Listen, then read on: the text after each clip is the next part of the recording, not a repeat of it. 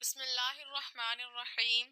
آج کی اس ویڈیو میں ہم آپ کو بیوی سے مباشرت یعنی ہم بستری کے حوالے سے کچھ باتیں بتائیں گے اور ساتھ میں یہ بھی بتائیں گے کہ بیوی سے مباشرت کتنی بار کی جا سکتی ہے۔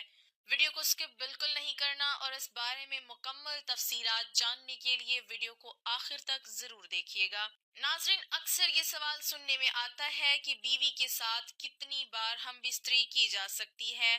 دراصل شریعت نے بیوی کے ساتھ ہم بستری کرنے میں کوئی حد مقرر نہیں کی۔ یہ عمل ہر مرد اپنی مردانہ قوت کو مد نظر رکھتے ہوئے اور بیوی کے مخصوص ایام کا خیال رکھتے ہوئے اور بیوی کی صحت کے حساب سے جس قدر چاہے کر سکتا ہے، لیکن غذائیں خالص نہ ہونے کی وجہ سے بیوی کے ساتھ کثرت سے ہم بستری کرنا انسان کی جوانی کو بہت جلد ختم کر دیتا ہے۔ ایک بار ہم بستری کے دوران مادہ تولید کی کثیر انسان کے جسم سے خارج ہو جاتی ہے اور مادہ تولید کی تیاری میں اچھی غذا کا ایک کثیر حصہ خرچ ہو جاتا ہے۔ تو اس طرح اچھی غذا کی ایک کثیر مقدار ایک مرتبہ ہم بستری کرنے میں استعمال ہو جاتی ہے۔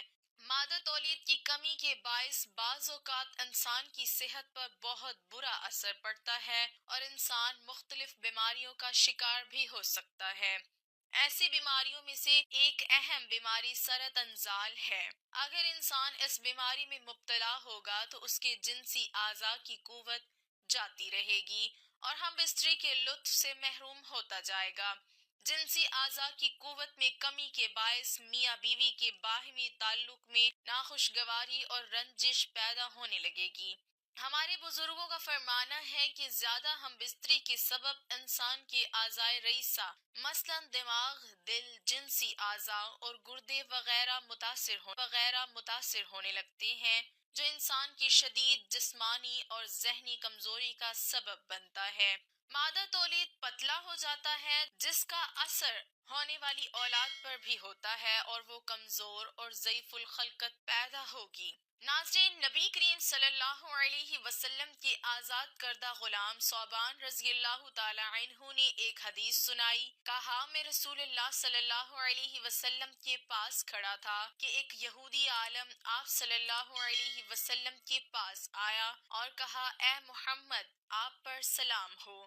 میں نے اسے اتنی زور سے دھکا دیا کہ وہ گرتے گرتے بچا۔ اس نے کہا، مجھے دھکا کیوں دیتے ہو؟ میں نے کہا، تم یا رسول اللہ نہیں کہہ سکتے؟ یہودی نے کہا، ہم تو آپ کو اسی نام سے پکارتے ہیں جو آپ صلی اللہ علیہ وسلم کے گھر والوں نے آپ صلی اللہ علیہ وسلم کا رکھا ہے۔ تو رسول اللہ صلی اللہ علیہ وسلم نے فرمایا، یقیناً میرا نام محمد صلی اللہ علیہ وسلم ہے جو میرے گھر والوں نے رکھا ہے۔ یہودی بولا، میں آپ سے پوچھنے آیا ہوں۔ رسول اللہ صلی اللہ علیہ وسلم نے اسے فرمایا، اگر میں تمہیں کچھ بتاؤں گا تو کیا تمہیں اس سے فائدہ ہوگا؟ اس نے کہا، میں اپنے دونوں کانوں سے توجہ سے سنوں گا۔ تو رسول اللہ صلی اللہ علیہ وسلم نے ایک چھڑی جو آپ کے پاس تھی زمین پر آہستہ آہستہ ماری اور فرمایا، پوچھو۔ یہودی نے کہا، جس دن زمین دوسری زمین سے بدلے گی اور آسمان بھی بدل جائیں گے تو لوگ کہاں ہوں گے؟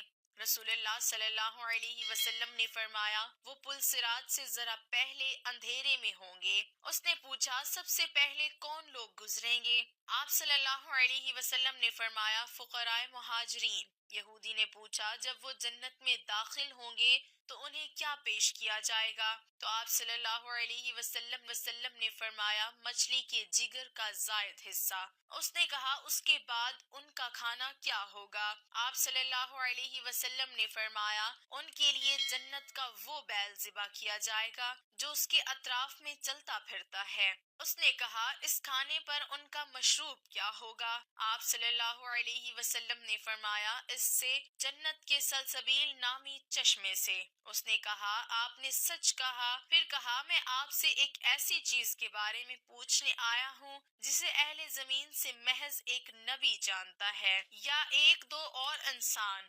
آپ صلی اللہ علیہ وسلم نے فرمایا، اگر میں نے تمہیں بتا دیا تو کیا تمہیں اس سے فائدہ ہوگا؟ اس نے کہا، میں کان لگا کر سنوں گا۔ اس نے کہا، میں آپ سے اولاد کے بارے میں پوچھنے آیا ہوں۔ آپ صلی اللہ علیہ وسلم نے فرمایا، مرد کا پانی سفید ہوتا ہے اور عورت کا پانی زرد۔ جب دونوں ملتے ہیں اور مرد کا مادہ منویہ عورت کی منی پر غالب آ جاتا ہے تو اللہ کے حکم سے دونوں کی ہاں بیٹا پیدا ہوتا ہے، اور جب عورت کی منی مرد کی منی پر غالب آ جاتی ہے تو اللہ عز و جل کے حکم سے دونوں کے ہاں بیٹی پیدا ہوتی ہے۔ یہودی نے کہا، آپ نے واقعی صحیح فرمایا اور آپ یقیناً نبی ہیں۔ پھر وہ پلٹ کر چلا گیا۔ رسول اللہ صلی اللہ علیہ وسلم نے فرمایا، اس نے مجھ سے جس چیز کے بارے میں سوال کیا اس وقت تک مجھے اس میں سے کسی چیز کا علم نہ تھا، حتیٰ کہ اللہ تعالیٰ نے مجھے اس چیز کا علم عطا کر دیا۔ ناظرین، آئیے ہم بستری کے بارے میں رسول کریم صلی اللہ علیہ وسلم کی چند احادیث کے بارے میں جانتے ہیں۔ رسول اللہ صلی اللہ علیہ وسلم سے ازل یعنی اخراج کے وقت علیحدہ ہو جانا کے بارے میں پوچھا گیا۔ آپ صلی اللہ علیہ وسلم نے فرمایا، ہر منی کے قطرے سے بچہ پیدا نہیں ہوتا، اور جب اللہ تعالیٰ کسی چیز کو پیدا کرنے کا ارادہ فرما لیتا ہے تو اسے کوئی چیز روک نہیں سکتی۔ حدیث پاک میں آتا ہے کہ جس طرح حرام صحبت پر گناہ ہے، اسی طرح جائز صحبت پر نیکیاں ہیں۔ جب شوہر اپنی بیوی سے ہم بستری کا ارادہ کرے اور بالخصوص شادی کی پہلی رات اور اس کے بعد جب بھی، تو شوہر کو چاہیے کہ ان آداب و طریقہ کار کے مطابق عمل کریں۔ انشاءاللہ شیطان کی مداخلت سے محفوظ رہیں گے اور نیک و صالح اولاد پیدا ہوگی۔ نماز کے بعد شوہر اپنی دلہن کی پیشانی کے تھوڑے سے بال نرمی اور محبت سے پکڑ کر دعا پڑھے، اے اللہ، میں تجھ سے اس کی بھلائی مانگتا ہوں اور اس بھلائی کا مطالبہ کرتا ہوں جس پر تو نے اس کو پیدا کیا، یعنی جو اس کی سرشت اور فطرت۔ اے اللہ، میں اس کے شر سے اور جس شر پر تو نے اسے پیدا کیا اس سے تیری حفاظت طلب کرتا ہوں۔ تو نماز اور اس دعا کی برکت سے میاں بیوی کے درمیان محبت اور الفت قائم ہوگی، اور 10 مرتبہ اللہ اکبر پڑھے اور سورہ اخلاص 1 مرتبہ پوری پڑھے۔ اللہ پاک سے دعا ہے کہ اللہ پاک ہم سب کو شریعت کے مطابق چلنے کی توفیق عطا فرمائے۔ اللہ پاک ہماری خامیاں اور کمی کوتاہیاں معاف فرمائے، اور دعا ہے کہ اللہ پاک تمام شادی شدہ جوڑوں کو جو بے اولاد ہیں سب کو اولاد کی نعمت سے مالا مال فرمائے۔ اللہ پاک سے دعا ہے کہ جو بے روزگار ہیں ان کی بے روزگاری دور فرمائے، اور جو تنگ دست ہیں ان کو رزق کثیر عطا فرمائے، آمین۔ وآخر دعوانا ان الحمد للہ رب العالمین۔ ناظرین، ویڈیو اچھی لگے تو لائک ضرور کیجیے گا، اور اگر آپ ہمارے چینل پر نئے ہیں اور ابھی تک آپ نے ہمارے چینل کو سبسکرائب نہیں کیا تو جلدی سے ہمارے چینل کو سبسکرائب کر دیں اور ساتھ ہی لگے بیل کے بٹن کو بھی دبائیں تاکہ آئندہ آنے والی ہر نئی معلوماتی ویڈیو کا نوٹیفیکیشن آپ کو بر وقت ملتا رہے۔ اللہ تعالی ہم سب کا حامی و ناصر ہو، آمین ثم